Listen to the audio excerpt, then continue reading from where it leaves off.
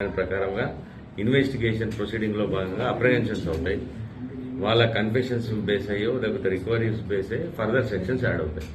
అది ఇప్పుడు ఒక అమ్మాయి మనకు నార్సింగ్ పిఎస్ పరిధిలో అమ్మాయి ఏమని కంప్లైంట్ ఇచ్చింది, నన్ను ఒక వ్యక్తి సంపత్ వినయ్ అనే వ్యక్తి నన్ను పెళ్లి చేసుకుంటానని చెప్పేసి నన్ను వాడుకొని మోసం చేసి వదిలేసి నన్ను కాకుండా ఇంకొక అమ్మాయిని పెళ్లి చేసుకొని వెళ్ళిపోయాడు అనే కేసు మీద basically that of the 417, 420, 376 cases register అయ్యాయి. ఆ ఇన్వెస్టిగేషన్ క్రమంలో భాగంగా అట్టి వ్యక్తి ఒక ప్రాంతంలో ఉన్నాడని చెప్పి తెలిసి ఇన్వెస్టిగేటింగ్ ఆఫీసర్ అక్కడికి వెళ్ళగా ఆ క్రమంలో అతని దగ్గర కొంత గాంజా కూడా ఉన్నట్టు తెలిసింది. లేదు, ఓన్లీ గాంజా, అది కూడా స్మాలర్ క్వాంటిటీ దొరికింది. కాబట్టి ఆ క్వాంటిటీకి సంబంధించిన ఫర్దర్ కన్ఫెషన్స్ ఏం తీసుకున్నారు ఏంటి అన్న దాని మీద బేస్ అయ్యి రిమాండ్లో అవన్నీ కూడా యాడ్ అయిపోతాయి.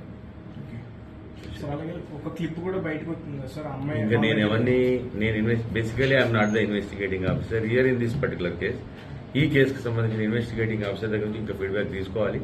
ఫర్దర్గా ఏదైతే క్రిమినల్ కంటెంట్ వస్తుందో ఆ కంటెంట్కి సంబంధించిన సెక్షన్స్ యాడ్ అయ్యి ఎవరైనా అక్యూజ్డ్ జైలుకి వెళ్తారు. ఒకవేళ బెయిలబుల్ సెక్షన్స్ ఉన్నాయనుకోండి, 41 ఇచ్చే సెక్షన్స్ అయితే 41 ఇస్తారు.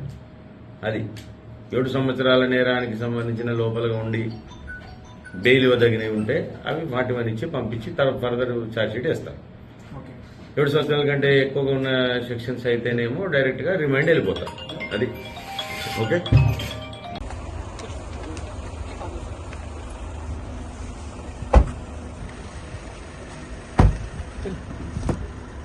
Door తీయకండి bus.